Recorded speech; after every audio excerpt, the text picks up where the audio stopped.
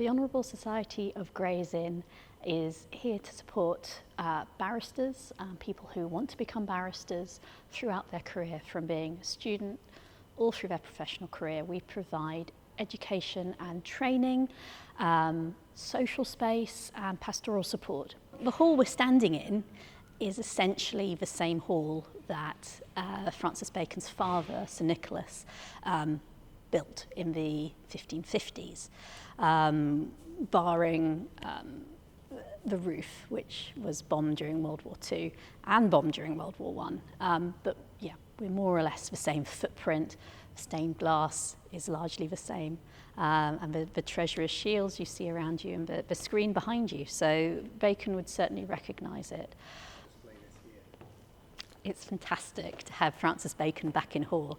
We have two other very fine portraits of Bacon, but neither of them are suitable to be hung in Hall at the moment.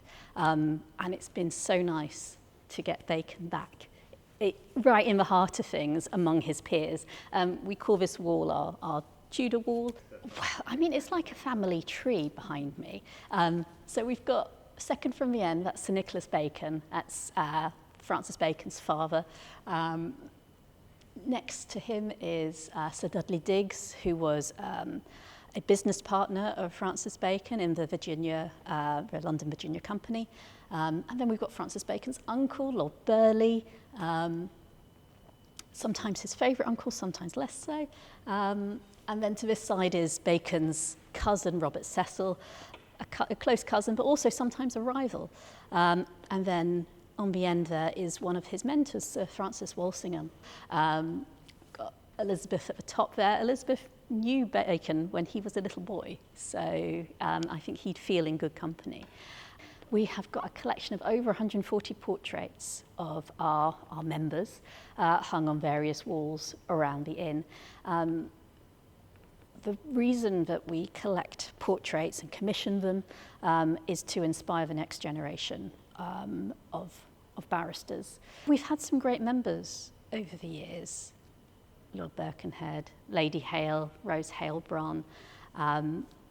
400 years later, we're still talking about Francis Bacon. The things that he did for Gray's Inn when he was here. He developed our walks.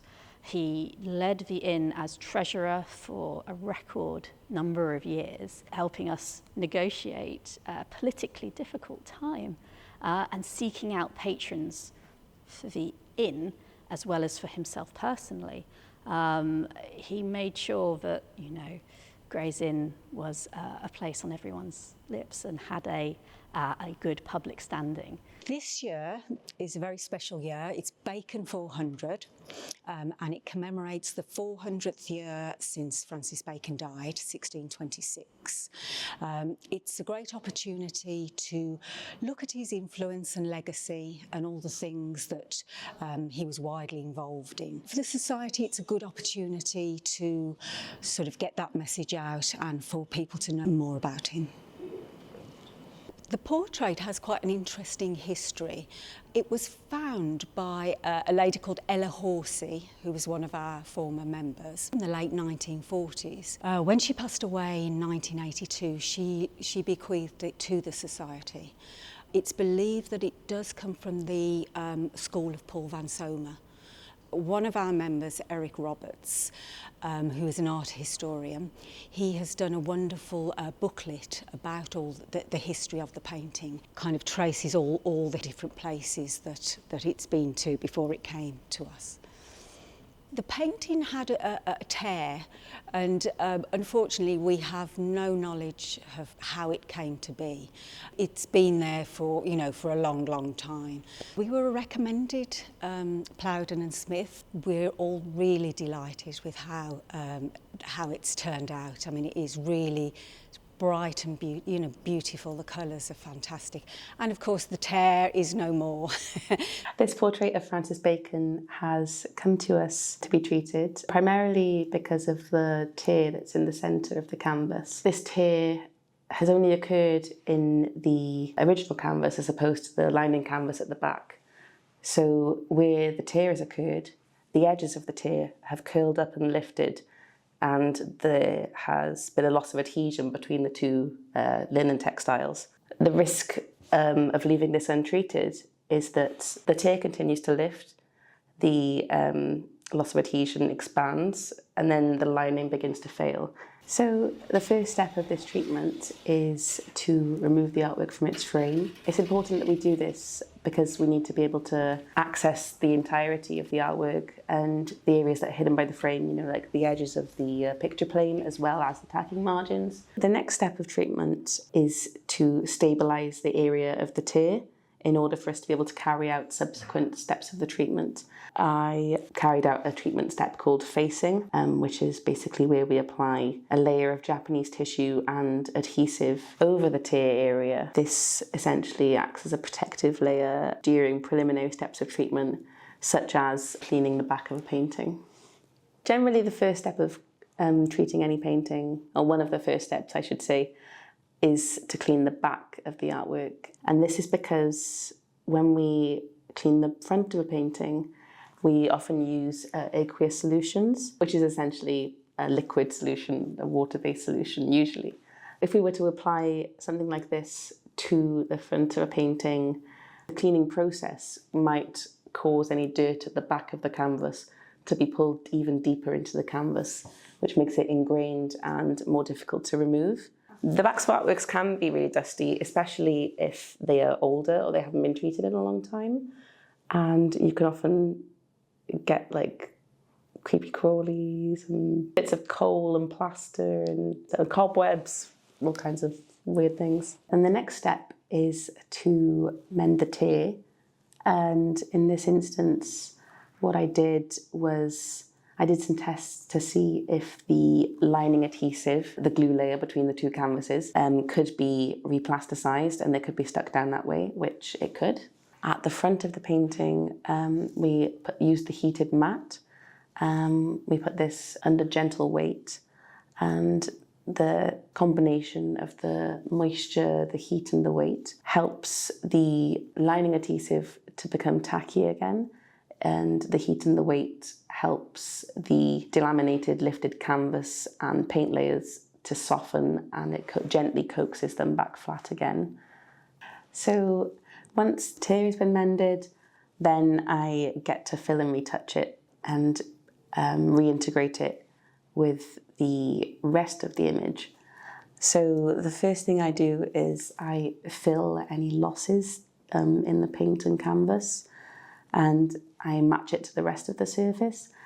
When I do this, I might also have to add texture into the fill to make it look like the surrounding paint. So I might have to use a brush to add brush strokes or create fake cracking in the paint so that it looks like the rest of the paint. And then in painting on this type of painting, I will use pigments in conservation grade synthetic resins, and we don't use oil paint. And then once I've finished retouching, I'm going to apply a final sprayed coat of varnish over the top to act as a protective layer for the work I've done. Before I reframe a painting, I'll prep the frame to make sure it can better protect the artwork in the future. I will stick acid-free gum tape around the inside of the frame and the rebate. This just acts as a protective layer between the painting and the wood of the frame, which can release acids over time.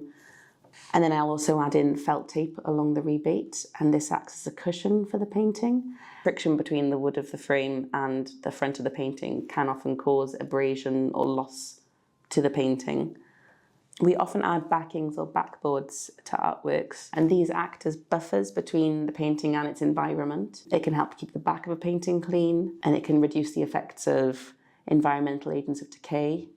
And also a backing can also act as a protectant against accidental damage, like the impact to the back of the painting that we saw. Now that the painting's gone back on display in Gray's Inn, it's really great, obviously, that it's gone back to a place of not just such historical significance, but a place that was of such significance to Sir Francis Bacon while he was alive. I'm really looking forward to seeing it when it goes back on display. After it was left to us, it wasn't on public display at all. A series of trustees were the custodians, and we just felt that it's such a beautiful portrait that it really should be on display. It's really important that the portrait is now on display, beautifully restored, and equally important that he's back here at Gray's Inn, which is a place that he spent many, many years, and a place that was his home as well for many years. This table in front of me is the table for bench. So at meals at lunchtime and at grand meals in the evening, our most prestigious members will take seats here, and to have Bacon over their shoulders it just underlines his significance. In this year when we're marking the 400th anniversary through a number of events, it feels right to have him here in Hall.